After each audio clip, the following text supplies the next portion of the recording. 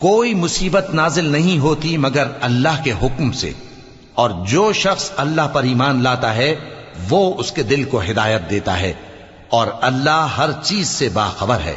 اور اللہ کی اطاعت کرو اور اس کے رسول کی اطاعت کرو، پس اگر تم منہ پھیر لوگے تو ہمارے پیغمبر کے ذمے تو صرف پیغام کا کھول کھول کر پہنچا دینا ہے۔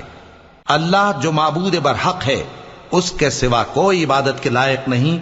تو مومنوں کو چاہیے کہ اللہ ہی پر بھروسہ رکھیں۔ مومنوں، تمہاری بیویوں اور اولاد میں سے بعض تمہارے دشمن بھی ہیں، سو ان سے بچتے رہو،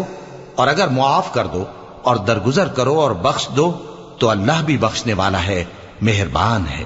تمہارا مال اور تمہاری اولاد تو آزمائش ہے، اور اللہ کے ہاں بڑا اجر ہے، سو جہاں تک ہو سکے اللہ سے ڈرو اور اس کے احکام کو سنو